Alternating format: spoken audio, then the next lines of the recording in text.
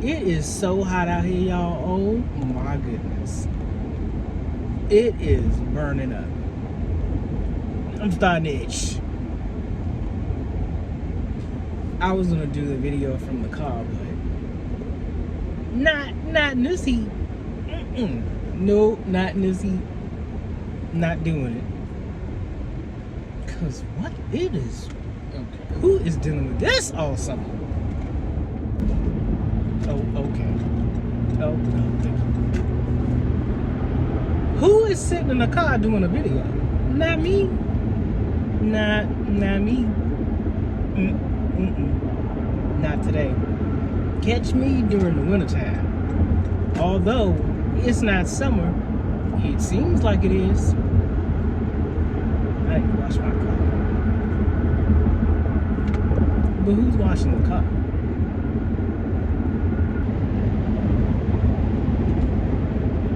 I see y'all inside. I'm not doing this. No ma'am, no sir. I'll be back.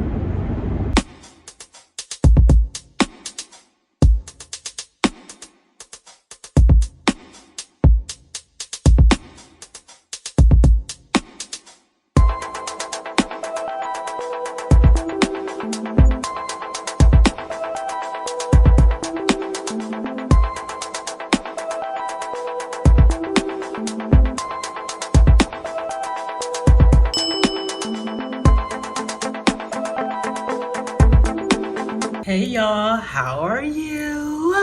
Welcome back to my purple song, Home. And I promise the home is coming soon.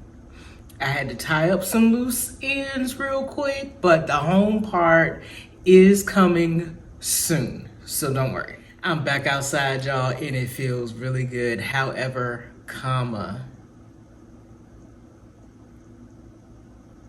the flames on the side of my face. It is ridiculously hot outside. Like what? It is so hot. And one thing about me, Toya don't do the heat. I become a different person. And I was outside yesterday for, what was I outside yesterday for? I don't even remember what I was doing. But all I know is my face was scrunched up because it was so hot. It was hot. Hot. But anyway, I'm excited for this coming weekend because it is Juneteenth. Who's celebrating all week? Me. I am celebrating all week because why? I was celebrating it before the country decided to outwardly celebrate Juneteenth because it is that important. And I'm going to share a message with you today for Juneteenth. But before we get started, I want to give a huge shout out to my parents. They are celebrating their 50th wedding anniversary. On the 12th, they got married. They are celebrating their wedding anniversary 50 years with the same person. With the same man.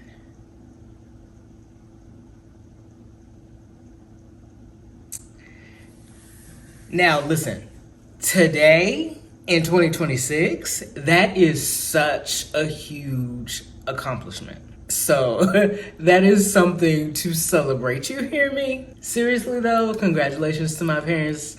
They met at Norfolk State University, fell in love, and the rest is history. So shout out to them, congratulations. Love both of y'all down so bad.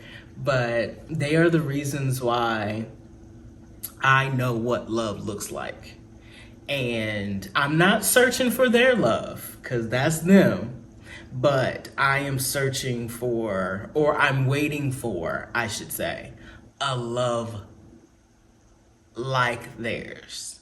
Not their love, but a love like theirs. 50 years is commitment, it's sacrifice, it's love, it's patience. It's choosing each other every single day. And that is no small thing at all. As I was sitting thinking about Juneteenth this week, I was thinking about something. The reason we know our history, the reason we know our family stories, the reason we know where we came from is because someone before us preserved it. Someone remembered it. Someone documented it. Somebody set us down and told us the story. Someone took the time to make sure that this generation and the generations before us knew exactly what happened, what was overcome, and what was sacrificed. And today I want to talk about freedom, legacy, faith, joy, and why Juneteenth matters. Because this conversation is so much bigger than history. We are living in a time where people are literally trying to erase history, minimize its importance, or suggest that some stories don't deserve to be told or remembered. But history matters no matter what somebody tries to tell you. And it's not because we want to be stuck in the past, but because understanding where we've been helps us understand where we are and where we're going. So if we stop telling these stories, if we stop teaching lessons, if we stop remembering the sacrifices, then future generations lose something tremendously valuable. So today is not about looking backwards. It's about understanding what we're carrying. It's about honoring those who came before us. It's about deciding what we're going to leave behind for those who come after us. When people think about Juneteenth, many just know that it has something to do with the ending of slavery in America. But many people don't realize that Juneteenth isn't just a celebration. It's a reminder that freedom delayed is still freedom denied. A reminder that truth matters. A reminder that history matters. And a reminder that generations before us endured things that we could never hardly imagine. But as believers, I think Juneteenth gives us an opportunity to ask deeper questions. What does freedom really mean? Because you can physically be free, but spiritually bound. You can have rights and opportunities, but still be imprisoned by fear. You can live in a free country, but still be bound in chains in your mind, your heart, in relationships, or your past. So today we're going to talk about Juneteenth from a different perspective. It's going to be from a biblical perspective. I'm going to attempt to tell you what you can learn from Juneteenth that still applies to our life today.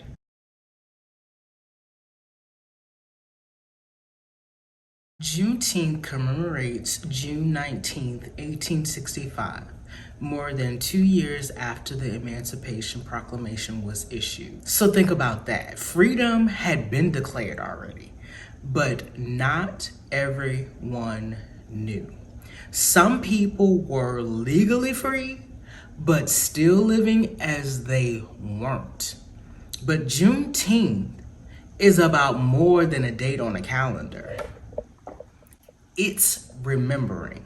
It's about acknowledging what happened, honoring who endured it, and making sure that future generations understand the sacrifices that were made for them.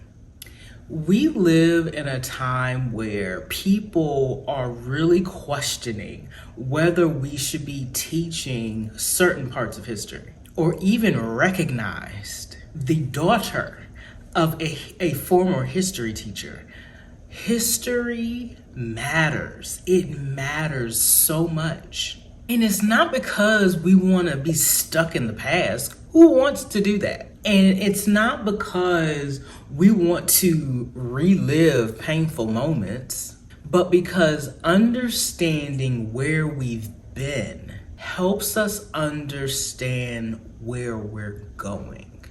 When we remember history, we honor people.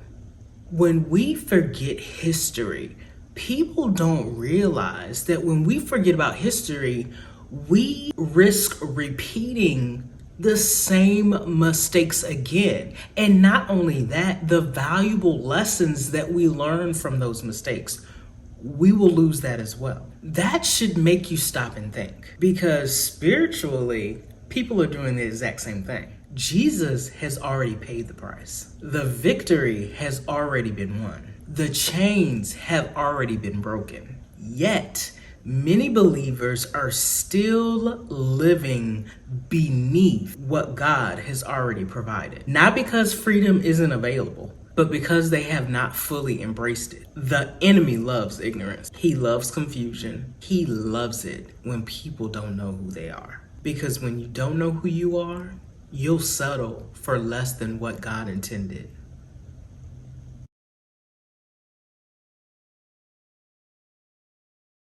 Throughout the Bible, God never told people to forget where they came from. He told them to remember what he brought them through. Because if it's not one thing I don't know, is that every testimony starts with struggle. Every victory starts with a battle. And every story of freedom begins with someone refusing to give up. One of the most powerful examples of freedom in the Bible is the story of Israel leaving Egypt. God delivered them from slavery. He parted the Red Sea. He performed miracles. He made a way when there was no way. Yet, even after they left Egypt, Egypt didn't immediately leave them.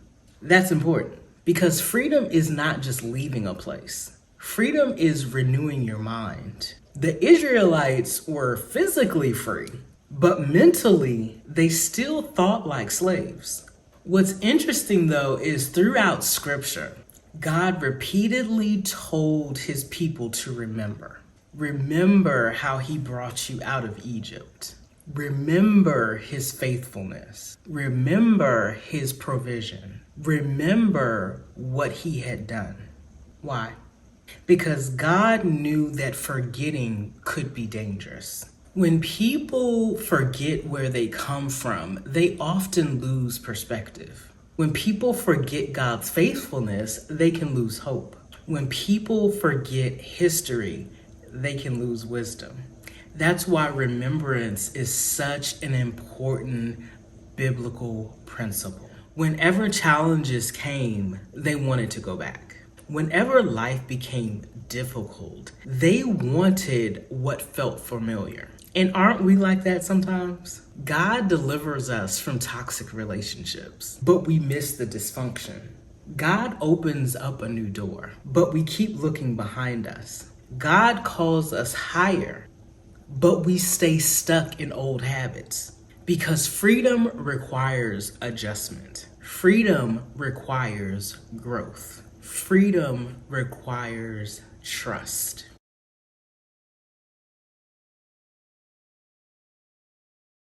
All right, so let's bring this to 2026. What does freedom mean today? Freedom isn't just political. It isn't just social. It isn't just economics. Freedom is also emotional, mental. It's spiritual. It's relational. Some people are free from addiction. Others are still fighting. Some people are free from bitterness. Others are still carrying wounds from 20 years ago. Some people are even free from the need of approval. and others are exhausted trying to make everyone happy. The reality is that everyone is still battling some form of bondage, whether you know it or not. Because sometimes the chains are not even visible. Sometimes the strongest looking people are carrying the heaviest burdens. That's why Jesus said, "Whom the Son sets free is free indeed." Not free sometimes, not free when life is easy, free indeed.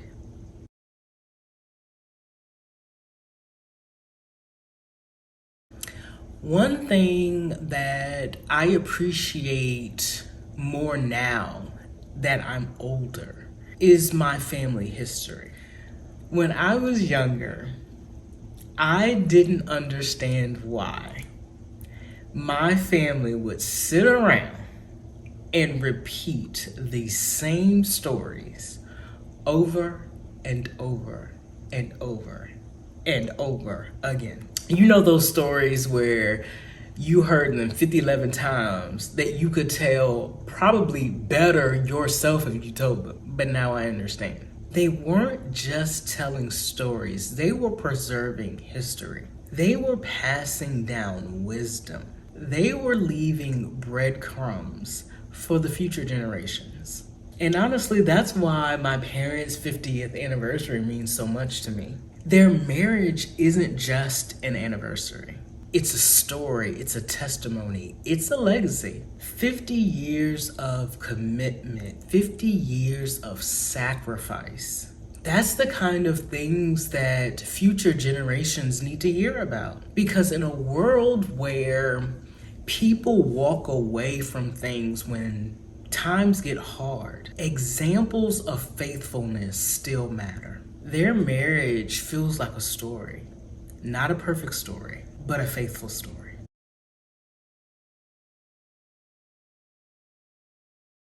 So here's a question that I want you all to think about. What are you passing down? It's not about money, it's not about property or possessions. What are we passing down spiritually? What are we passing down emotionally?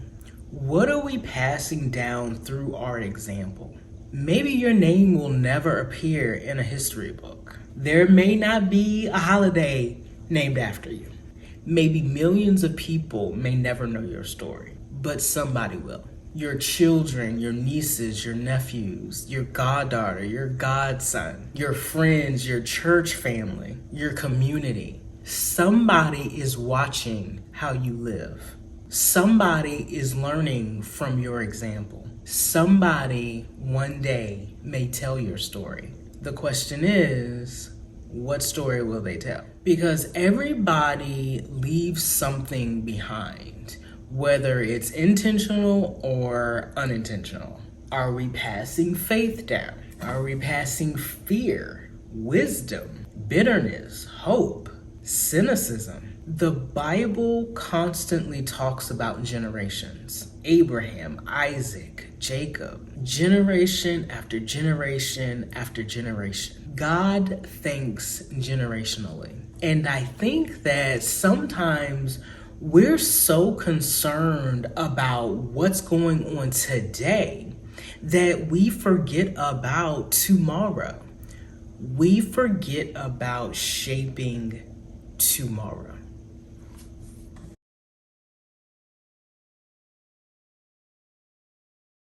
You know I love a good list, so here's what you do. First, I want you to tell your stories. Record them, write them down. Save photos, document those memories. If your parents are still around, ask your parents questions. If you have grandparents, ask your grandparents questions. Your aunts, your uncles. Ask your oldest relatives questions. That's something that I regret. I have relatives that are still here now, and unfortunately, I can't ask questions. When I was born, I only had 2 grandparents that were living. One of them passed when I was 3 years old, almost 4. The other one, the one that survived, the one that died when I was an adult, I was a young adult, which is not an excuse, but I never asked those questions. I've heard the stories. She is part of the group that sat around telling stories and singing and sharing, but I never asked questions. So I am encouraging you to ask questions. Don't always assume that you'll have that opportunity. That's one thing that I regret, is that the people that carry these stories, they are not gonna be here forever. And once they leave this earth, those stories, they leave here with them. Some lessons leave with them. That's why we have to be so intentional on preserving those memories. So interview your parents, interview your grandparents, ask questions. Don't wait until it's too late. There are stories that only they can tell you. And then share your faith journey. Tell people what God's done for you. Tell people how he brought you through that fire. Tell people about the valleys and the victories that you have had. That is what I get up on here all the time and do. Not only is it therapeutic, but you get to help someone else. That's why we're here. You get to help someone else. And the third thing I would say is live in a way that reflects your values. As my good sis said, people may forget what you said, but they will absolutely remember how you lived. And fourth, stay connected to your community. Juneteenth reminds us that freedom was never intended for us to experience alone. People survived because they leaned on one another, supported one another, prayed for one another, built together. That's true today.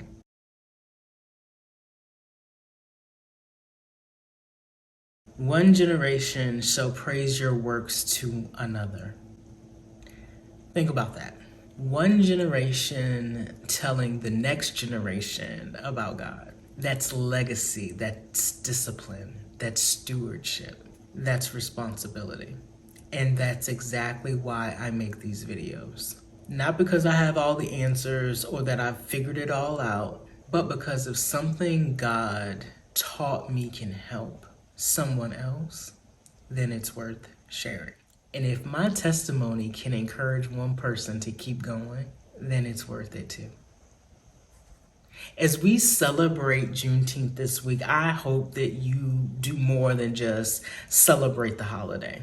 I hope that you will take some time to remember. Remember the sacrifices, remember the stories, remember the faith, remember the resilience. Remember the people that came before you and helped create opportunities that you enjoy today. And then ask yourself a question. What am I leaving behind? What story am I writing with my life right now? What legacy am I building? Because one day, someone may tell your story. One day, someone may point back to your faith. One day, somebody may remember the way you lived. So live intentionally, love deeply, forgive freely, walk boldly, trust God completely. And remember that your stories, they do matter. Thank you so much for spending time with me today.